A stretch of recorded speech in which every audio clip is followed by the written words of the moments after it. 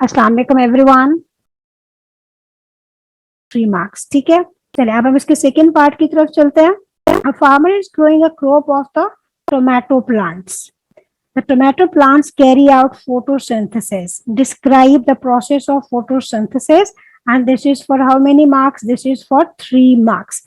अच्छा, फोटोसिंथेसिस का प्रोसेस हमने डिस्क्राइब करना है। मैं यहाँ पर बेटा इक्वेशन लिख देती हूँ, हमें उसी इक्वेशन को जो है डिस्क्राइब करना है, right.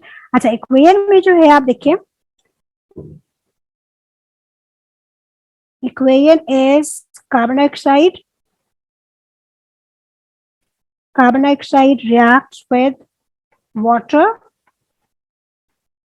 in the presence of sunlight and chlorophyll. This is sunlight और यहाँ पर हम लिखते हैं chlorophyll and it produces glucose along with oxygen. अच्छा, इसमें जो है बेटा बैलेंस्ड केमिकल इक्वेशन हम नहीं लिखेंगे, actually we have to describe the, हमने क्या डिस्क्राइब करना है, हमने इस प्रोसेस को डिस्क्राइब करना है। I am writing equation in front of you ताकि हमें पता हो कि हमने बेटा इसमें लिखना क्या है, right. So we have to write down कि इसमें बेटा जो कार्बन डाइऑक्साइड है, ठीक है, I am just going to explain in the words, we have to write down this equation for 3 marks. अच्छा, carbon dioxide reacts with the water in the presence of sunlight, chlorophyll, and it produces carbohydrates. Carbohydrates are mentioned करेंगे, it produces glucose and it also produces oxygen as a byproduct, right। तो इसमें आप जितने भी reactants है मैं आपको marking बता देती हूँ इसकी किस तरह होगी। इसमें बेटा कार्बन डाइऑक्साइड का आपको 1 नंबर मिलेगा, राइट, रिएक्टेंट्स का, ठीक है। अच्छा, रिएक्टेंट्स ओवरऑल जो है carbon dioxide and water are the reactants, so these both 2 reactants will give you 1 mark, ठीक है। दोनों रिएक्टेंट्स हम लिखेंगे तो इसका 1 नंबर मिलेगा। अच्छा, इसके बाद जो नेक्स्ट है बेटा दैट इज सनलाइट, ठीक है। जो बेटा नेक्स्ट है that is sunlight and chlorophyll, इसका हमें अलग से 1 नंबर मिलेगा, सनलाइट एंड क्लोरोफिल। इसके बाद जो प्रोडक्ट्स हैं ग्लूकोज एंड ऑक्सीजन, ठीक है, दीज आर द प्रोडक्ट्स। तो इन प्रोडक्ट्स का बेटा हमें अलग से 1 नंबर मिलेगा। अब हमने इसको इक्वेशन की फॉर्म में नहीं लिखना, हमने लिखना है किस तरह, in the form of word लिखना है। वर्ड की फॉर्म में मैं आपको बता देती हूँ। Carbon dioxide reacts with water in the presence of sunlight and chlorophyll and it produces food. Carbohydrate bracket में आप लिखें, ठीक है, और कार्बोहाइड्रेट में ग्लूकोज मेंशन करें and oxygen as a byproduct, right. तो इसमें this is sufficient for 3 marks, यहीं पर ही हमें 3 मार्क्स मिल जाएंगे, ठीक है। अच्छा, नेक्स्ट हम चलते हैं। The farmer grows the tomato plants in a green house instead of an open field. Greenhouse, ठीक है, देखें ग्रीन हाउस में they are growing the tomato plants instead of open field. तो इसका मतलब है कि ग्रीन हाउस से उसको कोई ऐसी चीज मिल रही है which is not present in the open field. Just reasons why this is an advantage to the farmer. चले बेटा बताएं मुझे थ्रू टेक्स्ट मैसेज, क्या आपको लगता है कि what could be the reason, ठीक है, क्या हो सकता है इसमें।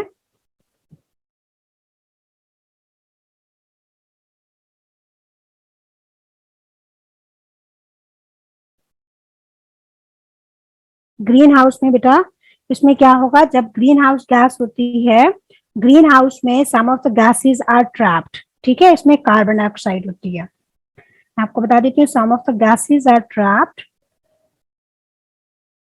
अच्छा, कुछ गैसेस ट्रैप होती हैं जैसे कार्बन डाइऑक्साइड है। उसके अलावा ग्रीन हाउस का जो बेटा टेम्परेचर होता है, temperature is also very high, ठीक है। अच्छा, अब टोमेटो प्लांट्स जो हैं they are being grown into the green house instead of open field. तो ग्रीन हाउस में ग्रो करने का इनको फायदा क्या होगा, इनको बेटा ये फायदा होगा, they are being provided with the carbon dioxide, ठीक है। और जब कार्बन डाइऑक्साइड ज्यादा होगी, more carbon dioxide,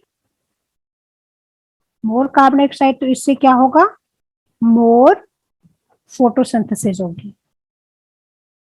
more carbon dioxide means more photosynthesis, ठीक है, दिस इज फोटोसिंथेसिस। अच्छा, मोर फोटोसिंथेसिस होगी, मोर फोटोसिंथेसिस से क्या होगा, मोर ग्लूकोज इज बीइंग प्रोड्यूस्ड, ठीक है। अच्छा, अब ज्यादा ग्लूकोज से क्या होगा, मोर प्रोटीन्स, अमाइनो एसिड्स, अगर इसको एक्सपैंड करें तो इन डायरेक्टली हम लिख देते हैं मोर ग्रोथ या मोर यील्ड ऑफ द प्लांट्स। एक तो ये रीजन है। अच्छा, ये हमने कार्बन डाइऑक्साइड से रिलेट किया है। इसी तरह ही बेटा ये वाला रीजन जो है it will be related to the temperature. Temperature आप देखें, ये जो है ऑप्टिमम है for the optimum for enzymes which are required for photosynthesis. This is optimum for the enzymes which are required for photosynthesis, right? So optimum की वजह से again there will be क्या होगी, more photosynthesis, right? There will be more photosynthesis, और more photosynthesis की वजह से again यही हो जाएगा, more glucose will be produced, और मोर ग्लूकोज की वजह से यील्ड भी क्या हो जाएगी, ज्यादा हो जाएगी। ठीक है बेटा, this is the way how we have to actually relate this to the answer. मैं दोबारा आपको बता देती हूँ, दिस इज फॉर 3 मार्क्स। हम 3 से ज्यादा भी पॉइंट्स इसमें लिख सकते हैं। पहला आप देखिए बेटा, इसमें जो है temperature is optimum. Temperature is optimum किसके लिए, टेम्परेचर किसके लिए रिक्वायर्ड होता है, this is required for the enzymes.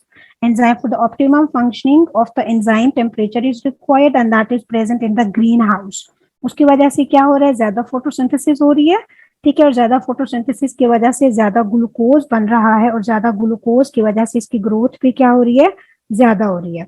ठीक है, एक तो हमने इससे रिलेट कर दिया। सेकेंड आप देखें, ग्रीन हाउस में बेटा कुछ गैसेस ट्रैप हो जाती हैं, और उन गैसेस की वजह से ही क्या होता है, जो टेम्परेचर है वो इंक्रीज हो जाता है। ठीक है, और वो जो गैसेस हैं उनमें one of the gas is the carbon dioxide, जिसको हम ग्रीन हाउस गैस भी बोलते हैं। ठीक है, तो कार्बन डाइऑक्साइड के प्रेजेंस में क्या होगा, there will be more rate of photosynthesis, और मोर रेट ऑफ फोटोसिंथेसिस की वजह से more glucose will be produced, right, और फिर उसकी वजह से ग्रोथ और यील्ड भी ज्यादा होगी। इस तरह हम रिलेट कर देंगे। दिस इज फॉर 3 मार्क्स, और हमने 3 से ज्यादा का अटेम्प्ट कर लिया, राइट। अच्छा, अब हम इसका नेक्स्ट पार्ट देखते हैं। Just one disadvantage other than cost of growing plants in this way। ठीक है, एक तो ये कॉस्टली पड़ जाता है, और दूसरा हम देखते हैं कि इसका बेटा डिसएडवांटेज क्या है।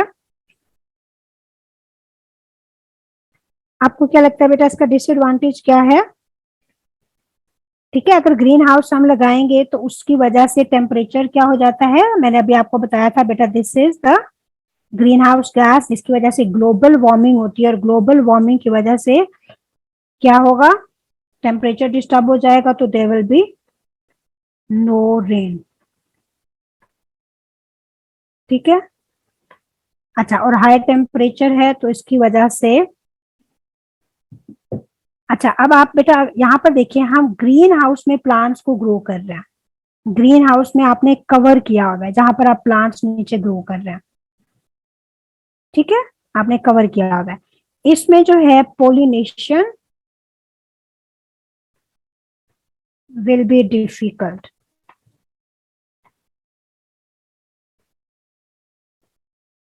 क्योंकि आपने इसको कवर किया हुआ है ना इनटू द ग्रीन हाउस। सो जो पोलिनेशन है बेटा, दैट विल बी डिफिकल्ट, ये भी होगा। और ग्रीन हाउस में जो टेम्परेचर इंक्रीज हो रहा है, that will affect your atmosphere, और उसमें जो है रेन भी कम होगी, या रेन जो है ज्यादा भी हो सकती है, which can lead to floods. ठीक है, उस साइड पर हम नहीं जाते। ये पॉलिनेशन जो है that is the best, and this way pollination जो है वो बेटा अफेक्ट होती है।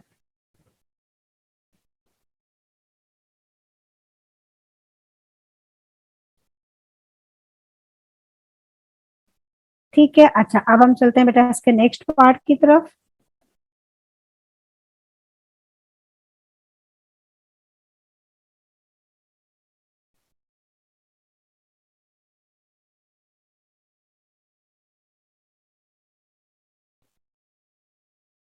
ठीक है, अच्छा आप बेटा इसका नेक्स्ट पार्ट देखते हैं। The graph shows how the rate of photosynthesis can very with the light intensity when all other environmental conditions are kept constant. This shows photosynthesis, ठीक है, and effect of light intensity on the rate of photosynthesis। चले अब हम देखते हैं rate of photosynthesis that is taken on the y-axis, और हमारे पास x axis के ऊपर जो इंडिपेंडेंट वेरिएबल होता है light intensity is taken on the x axis. अच्छा, P आप देखें एक पॉइंट है, और बेटा एक पॉइंट जो है Q है। कैन यू सी, यहाँ पर हमें 2 पॉइंट्स नजर आ रहे हैं। एक जो है P है और सेकेंड आप देखें Q है, these are the 2 points. Q के ऊपर आप देखें बेटा लाइट इंटेंसिटी जो है, इट जो रेट ऑफ फोटोसिंथेसिस है at Q it is constant. देखें स्ट्रेट लाइन जा रही है, दिस इज कांस्टेंट, और P पर हम देखते हैं this is being increased. Now let's see what is the examiner asking.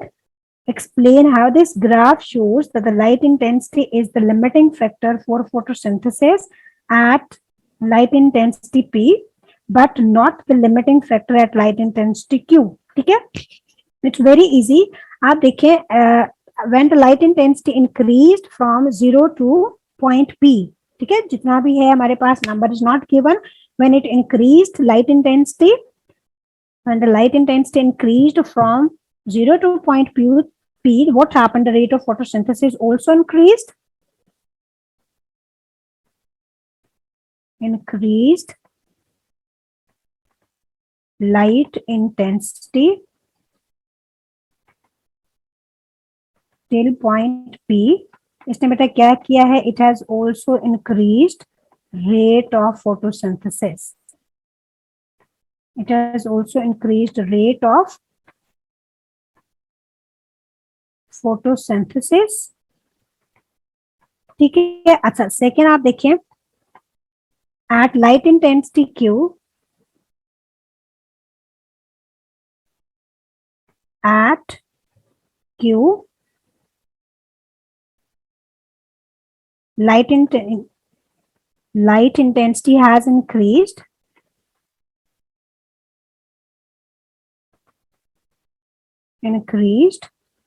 right, but rate of photosynthesis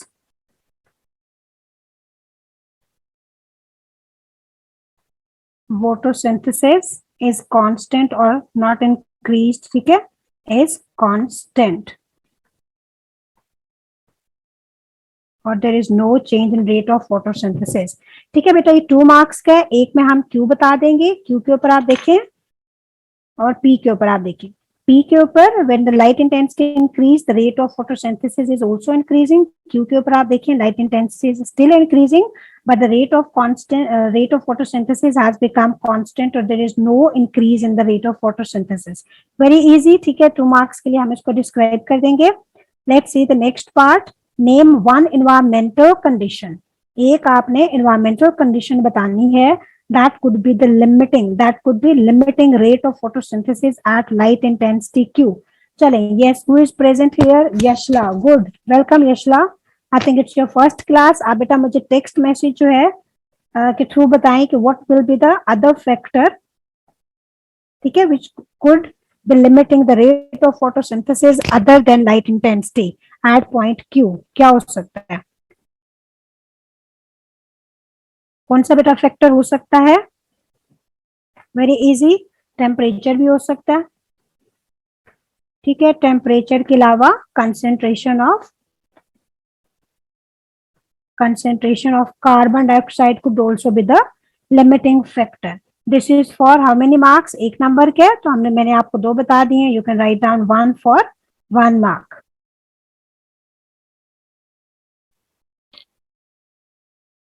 ठीक है, चलो बेटा.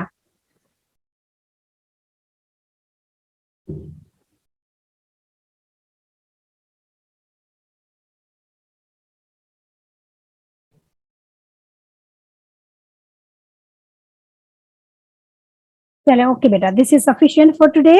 ठीक है, नेक्स्ट क्लास में इसके जो रिमेनिंग क्वेश्चंस है वो हम करेंगे. I am going to sign out now. कोई प्रॉब्लम है, कुछ आपने पूछना हो तो बेटा आप चैट बॉक्स में पूछ सकते हैं, ठीक है, डायरेक्टली भी आप मुझसे पूछ सकते हैं. चलें, if you have no problem then I am going to sign out. Take care बेटा, अल्लाह हाफिज.